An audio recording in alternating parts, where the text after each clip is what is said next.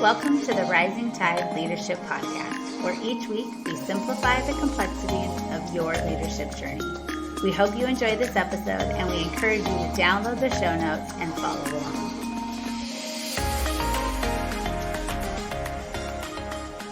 Welcome to everyone listening, and thanks for joining us for another episode of the Rising Tide Leadership Podcast.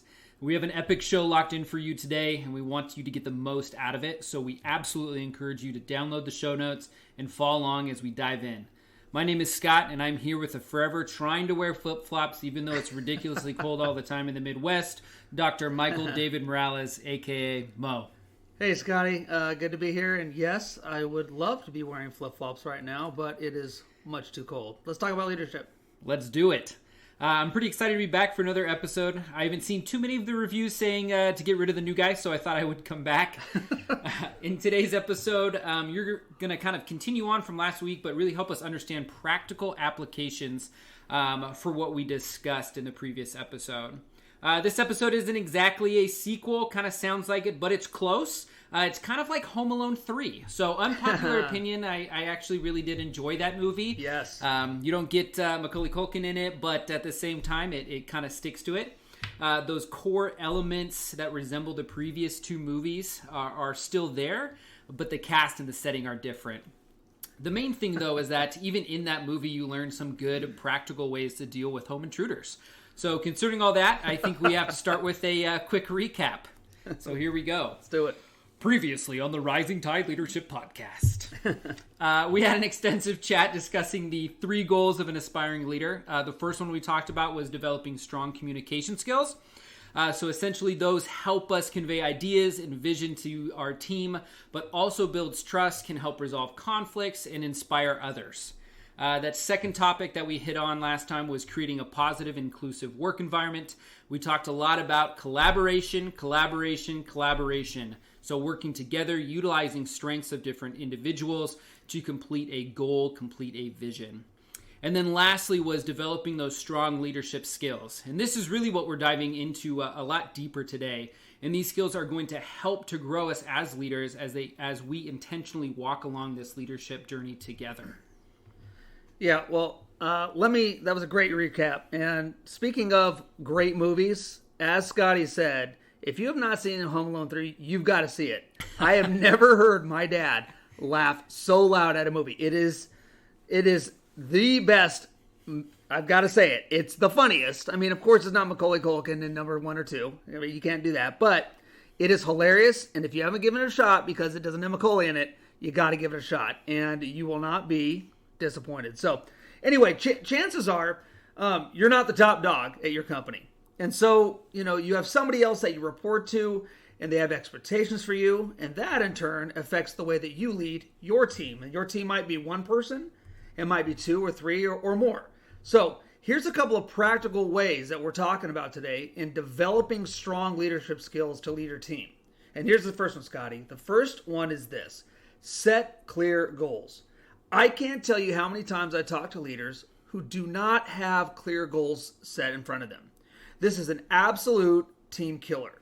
You stop your leadership right in its tracks if you don't have the goals set before you. So you have to establish clear and measurable goals, and then you have to make sure that they align with the organization's mission and vision. And again, whoever you report to has to be a part of this process. Very important.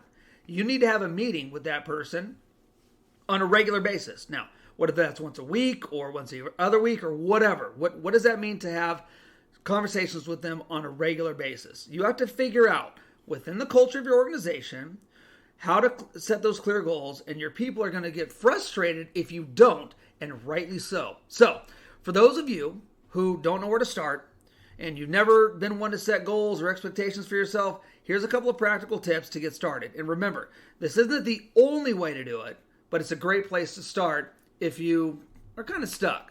And here it is. Define your vision and your values. Start by identifying what matters most to you in your work and in your personal life. What are your long-term goals? What do you hope to achieve in the future? What values do you want to uphold in your personal and professional relationships? Take time to reflect on these questions, and it's going to make something meaningful and help you set motivational and motivating goals that align with your values and aspirations. So think of it this way. What is it that you do that gives you, the most life? So when I'm sitting here with Scotty, I'm asking Scotty, what is it that is in your life that gives you, that is life-giving to you? Now, that might be clear for Scott. It might not be. It might not be clear for you listening. It might be. But we have to keep this in mind. And I was told this from a young age. You got to learn how to pay your dues. Whatever your vision and values, you have to know that you're going to have to pay dues in your life. We live in a society where people just want to be given stuff without earning it. And that's not what we're about here. And that's not what leadership is about. But I would say that's part of, for another podcast. But there's a ton of ways for you to figure out your vision and your values. Because Scott, that's a question I get all the time. Mo, how do I figure out my vision and my values? And you could actually, as easy as Google it, pull it up, a list of values. Just type in list of values and they'll come up. And then start looking and seeing which ones are important to you. For instance, one of the exercises I take aspiring leaders through is this. I give them a huge list of values and I tell them, look, circle your favorite 20 of these.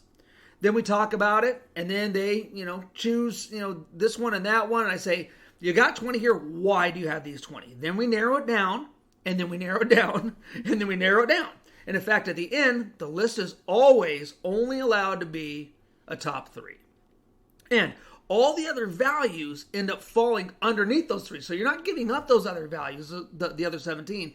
They're going to fit within the 3 most important things in your life. So, Scott, what would you say, for instance, so let's just do an exercise right now. Scott, what would you say that one of your values in life is? Not necessarily even a top 3, but what's something that you would just say is really important to you? Yeah, that's an absolutely great question. As I kind of start to think as you're talking, I think through all of these different values. Yeah. Where do I find myself? What do I feel like I value the most? The thing that really keeps popping in my head is empathy. I feel like we could do an entire podcast episode on the importance of empathy and its lack of presence really in today's world. But I'll get off my soapbox on that for now. We can do that another time, maybe with another pot of coffee or 3 or 4. Absolutely. But overall, I think I picked empathy because I find it greatly beneficial when it comes to the care that I provide in my workplace. But even really more so than that, in conversations with my wife, with others, to me, I really see empathy as something that enables me to listen well and a crucial contributor to my ability to build rapport with individuals. So really, empathy, that's that first thing that jumps into my head. Definitely a value that I hold in high esteem, probably in my top. You see, and for Scott, that's a great place to start. And for you out there, what came to mind when I was talking about those values and writing those down? Whatever came to your mind is probably at least in the top 20, right?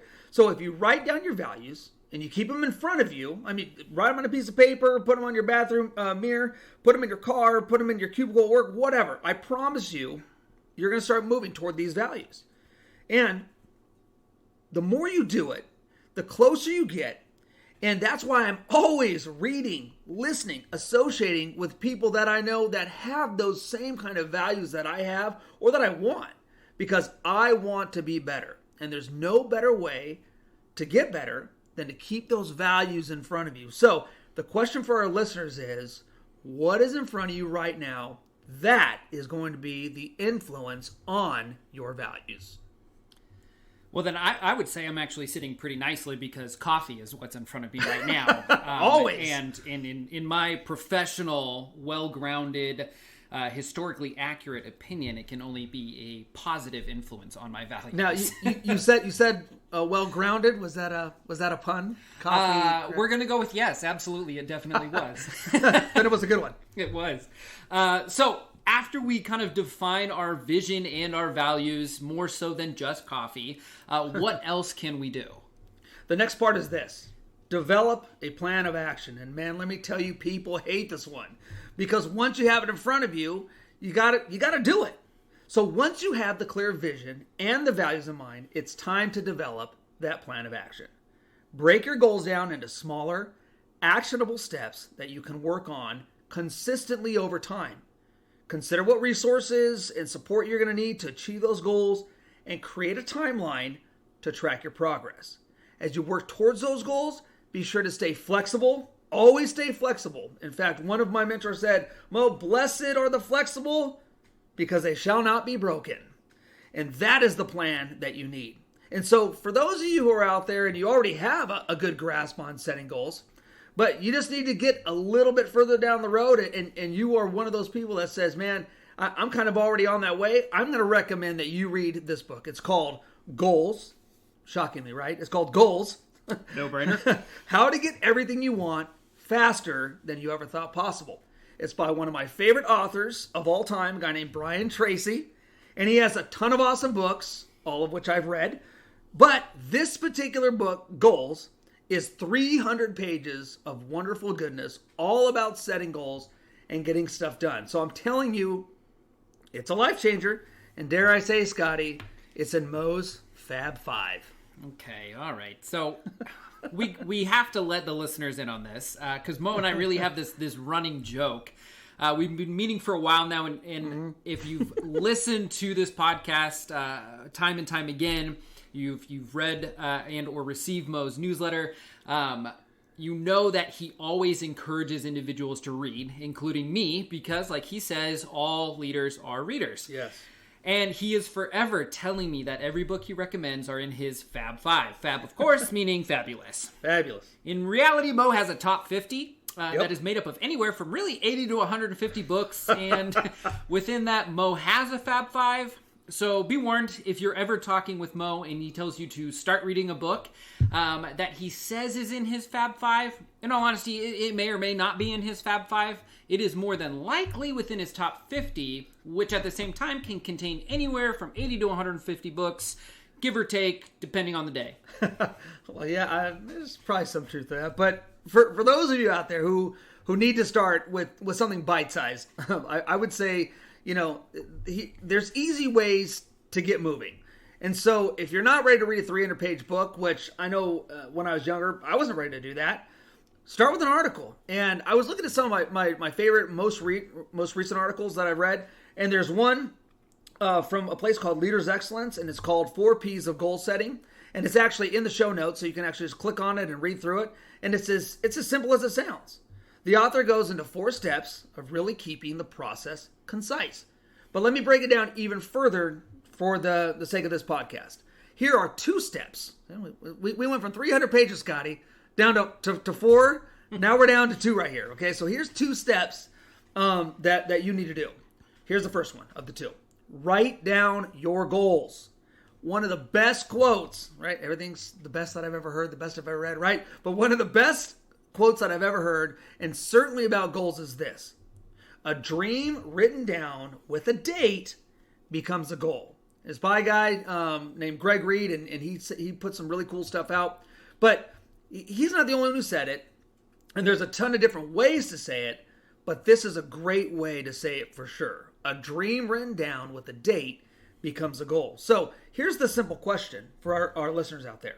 Have you written down your goals?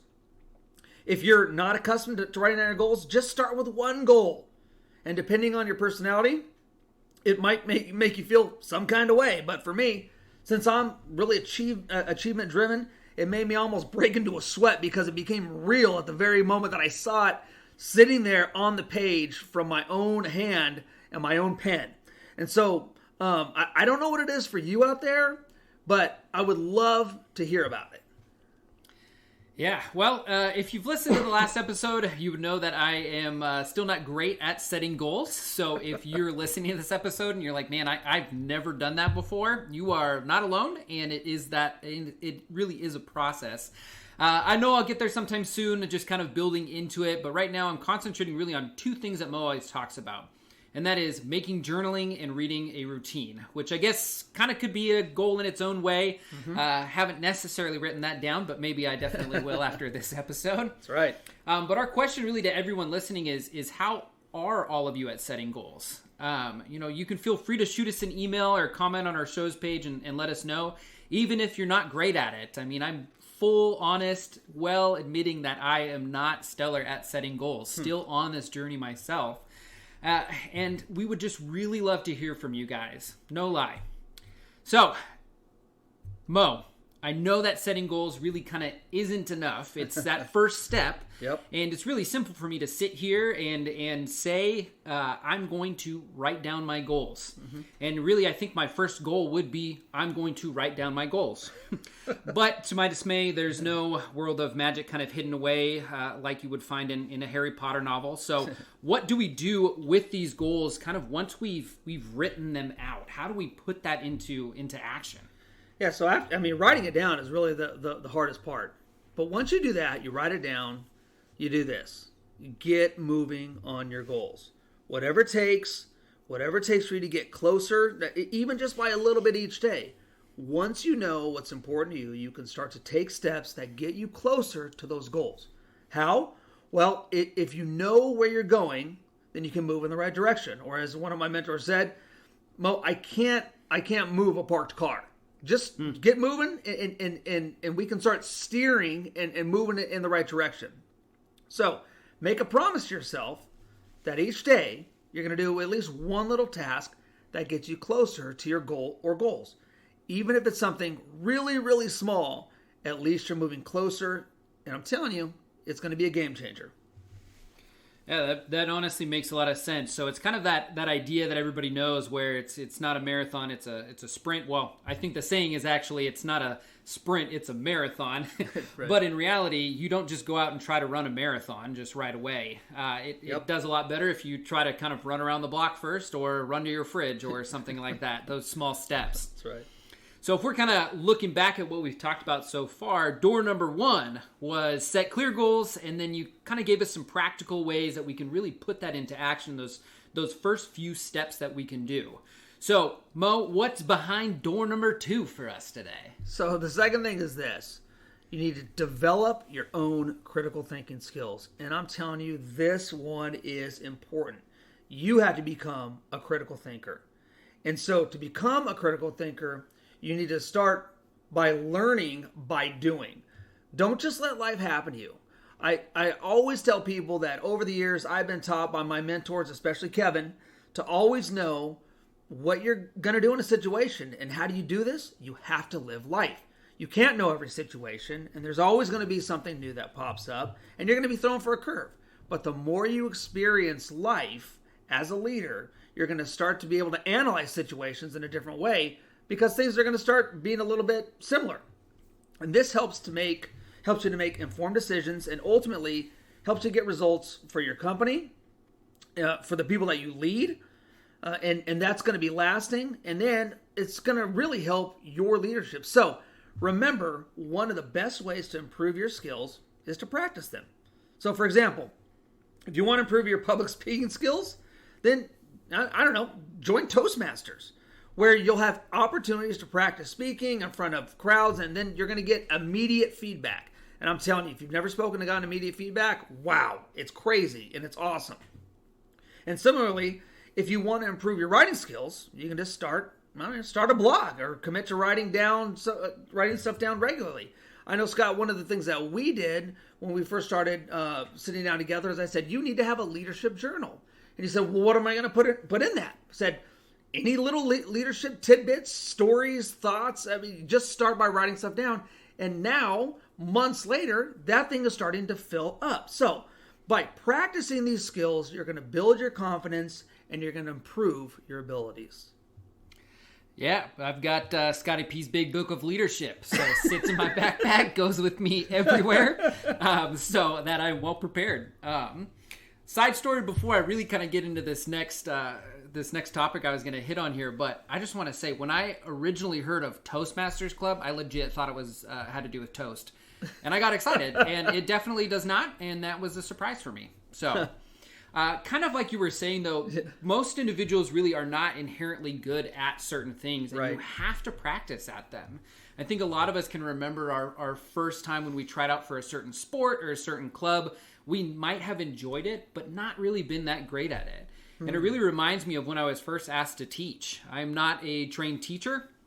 I did not go to school to be a teacher, but I was asked to help out and kind of press into this position. And honestly, I was nervous. I wasn't a big fan of public speaking, like I think most people are, but I really knew that it would force me out of my comfort zone, and oftentimes I try to step into situations that will push me out of that comfort zone. So when I first stepped into that classroom, I had my PowerPoint presentations ready and read verbatim from them, like word for word. I quickly came to realize that the great philosopher Dwight Schrute was correct when he said PowerPoints are the peacocks of the business world, all show, no meat. I really knew that I needed to change those things. My students were not engaged in the class.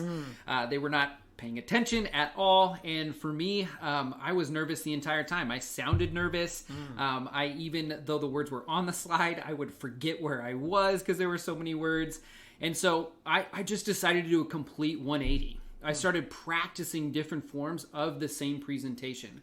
I included videos, I included class discussions, and even had my students journal from time to time in response to topically related questions. And really all these different forms of practicing and the repetitive nature of the assignment enabled me to make the presentations my own and have that increased comfortability with public speaking.